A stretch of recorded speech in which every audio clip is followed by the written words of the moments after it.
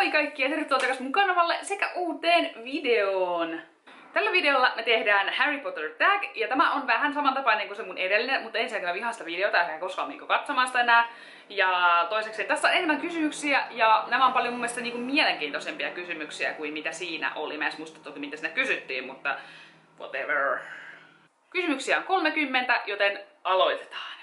Mun lempikirja on Azkabanin vanki, koska siinä on eniten juttua kelmeistä. Mun vähiten lempikirja on... mä en tiedä. Viisasten kivi ehkä? En mä tiedä. Mun lempielokuva on Liikehtivä pikari. Ihan vain sen takia, koska mä rakastan niiden hiuksia siinä. Ja tästä päästään sitten siihen least favorite elokuvan, eli elokuvan, joka ei oo ihan niin lähellä mun sydäntä, joka on Salaisuuksien kammio sekä Feeniksin kilta. Mä en tykkää näistä elokuvista niin paljon kuin muista. Lempi quote eli lainaus on ehdottomasti I solemnly swear I'm up to no good, koska kelmit. Mun lempi Weasley on siis ehdottomasti George Weasley.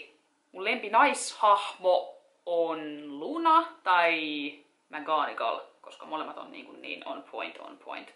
Lempi pahis tai tällainen vihollinen tai miksikään sanan villain nyt sitten luokitellaan, mutta tämmöinen paha hahmo on varmaankin Lucius Malfoy. Mä tykkään jotenkin sitä sen säsiydestä ja siitä semmoista pienestä gayboy habituksesta ja semmosesta lempimiespuolinen hahmo. Siis mulla on näitä niin paljon, mutta mä sanon nyt George, Sirius, Lupin ja James, koska on point. Lemppari professori on siis Severus, totta kai, ja sitten Lupin ja McGonagall. Pesisinkö mä ennemmin Severus Snapein hiukset, vaiko kuuntelisin koko päivän Lockhartin jaaritteluja hänestä itsestään? Niin tämä on mun mielestä aika selkeä, koska siis mä rakastan Severusta, ja mä totta kai mielelläni vietän mieluummin hänen kanssaan aikaa, vaikka pesemällä hänen hiuksiaan, kuin kuuntelemalla Lockhartin ylipaasausta, kuinka mahtava hän on. Ja mä vihaan sitä hahmoa, se on niin ällöttävä. Kaksintaistelisinko mieluummin iloista Bellatrixia vastaan vai vihaista Mollia vastaan? Niin tää on aika helppo, koska kuka haluaa taistella vihaista Mollia vastaan? Koska vihainen Molly ei ole hyvä asia koskaan. Matkustaisinko Tylypahkaan mieluummin Tylypahkaan pikajunalla vai lentävällä autolla? Mieluummin siis totta kai pikajunalla, koska siellä siis pikajuna, se on maan tasalla, se on luotettava. Ja lentävä auto voi lentää tällipajun ja aiheuttaa sulle jälki-istuntoa. Ja se ei ole hyvä asia.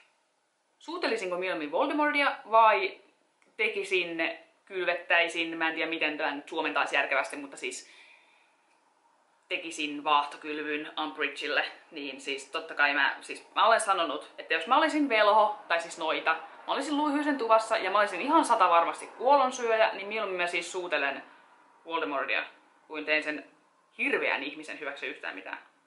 Ratsastaisinko mieluummin hevoskotkalla vai tulisalamalla, eli Harryn luudalla? Niin mä sanon, että hevoskotkalla, koska luudalla päästään lentelemään ainakin Tylypahkassa ensimmäisenä vuonna, kun niillä on niitä lento-oppitunteja, mutta sitten taas hiinokalla tai millään hevoskotkalla muutenkaan, niin ei pääse yleensä ratsastamaan. Hahmo, joka tuntui erilaiselta elokuvissa kuin kirjassa, ja tämmöisiähän on siis todellakin monta. Moni hahmo ei niin kuin vastaa sitä elokuvassa, mitä se on kirjassa. Ja mulle tulee niin kuin mieleen ehkä Sirius kaikkein vahvimpana sille, että Sirius on kirjoissa tosi semmonen niin kuin viilee, cool semmonen. Se sanoo Harryllekin kirjassa, että mutta James olisi tehnyt näin, koska Harry sanoo, että se on niin kuin joku asia on vaarallista, niin se on silleen, no mutta James olisi tehnyt tolleen. Ja leffoissa se on taas ylisuojeleva jotenkin semmonen Lupinin alla semmonen niin kuin, en mä tiedä, se on vain niin kuin, se ei ole niin sassy ja cool elokuvissa. Ja Ginnyllä ei ole minkäänlaista persoonaa elokuvissa, ei sitten minkäänlaista. Kirjoissahan ne siis, sillä on persona sillä tytöllä. Tschüss. Onko sellaista elokuvaa, josta mä olisin tykännyt enemmän kuin siitä kirjasta? Niin ei todellakaan ole. Mikään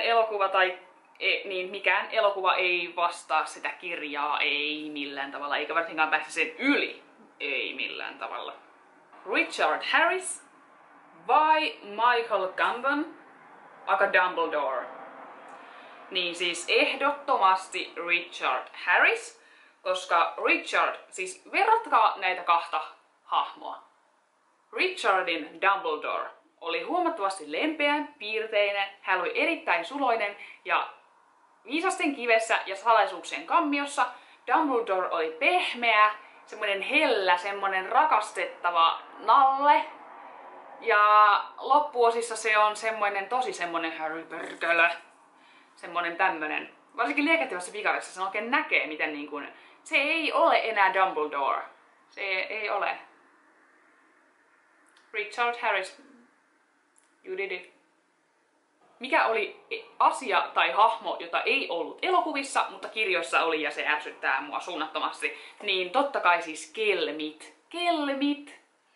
Azkabanin vanki menetti niin ison palan, koska siinä ei ollut kelmejä. Siinä ei puhuttu kelmeistä yhtään mitään. Siis siitä olisi voitu tehdä semmonen flashback, missä on ollut pikkukelmejä, missä on ollut James, Lupin, Sirius, Matohäntä, mutta ei minkäänlaista puhetta kelmeistä. Siis elokuvassahan ne ei edes selviä, että kelmit ovat Sirius, James, Lupin ja Matohäntä, vaan se selviää vähän niin kuin rivien välistä myöhemmin. Siinä ei kerrota yhtään mitään, se vituttaa mua. Siis, mä voisin ohjata sen elokuvan vain itse ja silleen niin kuin do it now. Jos mä voisin tehdä tai kuvauttaa, suunnitella uudelleen jonkun Potter-elokuvan, niin mikä se olisi, niin se olisi varmaan niin kuin Feeniksin kilta. Mä en tiedä, se ei vain, siis mä luin sen kirjan niin kuin silleen, se kirja yllätti mut niin positiivisesti, siis mä en vaan malttanut laskea sitä käsistäni ja mä kartoin sitä kirjaa, koska mä tykkään sitä leffasta ja se on huono, älkää koskaan kattoko leffaa ennen kuin luette kirjat ihan tosissaan. Koska siis mä kartoin sitä kirjaa ja sitten mä luin sen kirjan, niin mä en malttanut laskea sitä käsistäni, koska se oli niin hyvä ja se oli hyvin tehty, mutta sitten se leffa on ihan perseestä. Niin sen mä voisin tehdä uudelleen.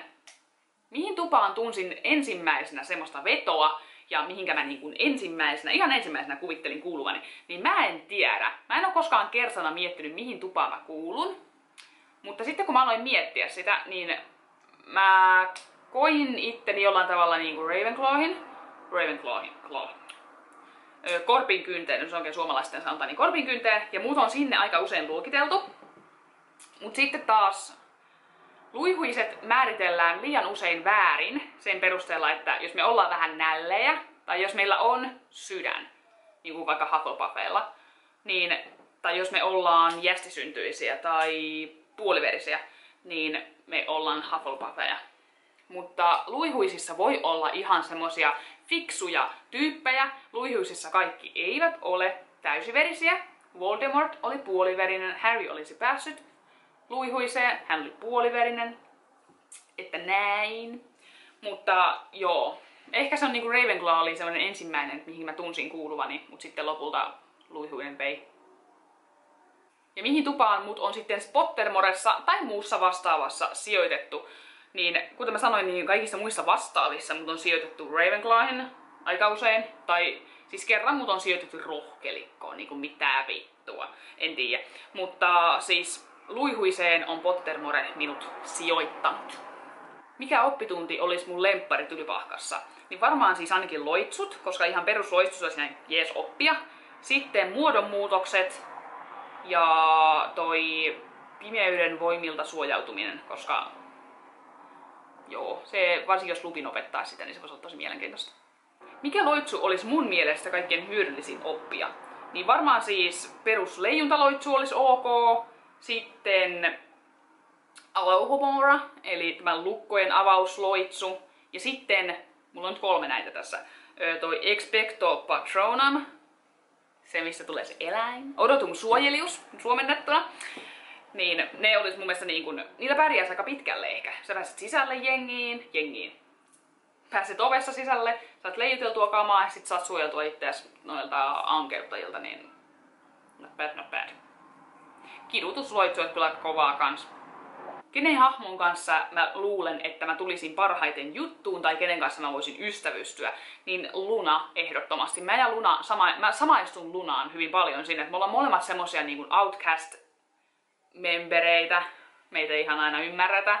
Ja meillä on vähän semmosia outoja. Niin kun Luna on just semmonen, että se voisi olla semmonen tyyppi, joka kertoo random Potter-faktoja tuolla kavereille. Ja sit jengi on silleen, mitä vettoo. Niin kuin mä. Jos mä voisin omistaa yhden kuoleman varjeluksista, niin mikä se olisi? Niin siis näkymättömyysviitta. Ehdottomasti. Mä en niitä kahta muuta kaipaa mun elämääni. Onko joku semmoinen näkökulma tai näkökanta tai joku tämmöinen, minkä mä haluaisin muuttaa? Niin kuin hahmo tai tapahtuma tai ihan mikä tahansa. Niin ehkä se, mikä kohdistuu Severukseen, koska siis no, leffoissahan sekään ei selviä, mutta kirjoissa ne on siis kaikki opettajat ja kaikki on sitä vastaan kuolemanvarjelukset kirjassa, koska Severushan niin kuin tappoi Dumbledoren, niin kaikki on sitä vastaan ja jotenkin se Severuksesta luodaan semmonen todella ilkeä kuva lukijalle. Siis lukija vihaa Severusta ihan tapiin asti, kunnes selviää, minkä takia se on ollut 7 vuotta täyskusipää. Ja sit se saa kaikkien sympatiat. Myönnän, kuulun tähän jengiin, annoin hänelle sympatiani ja nyt mä rakastan Severusta. Niin jotenkin siitä luodaan niin ilkeä. Ja samoin on Draco Malfoy.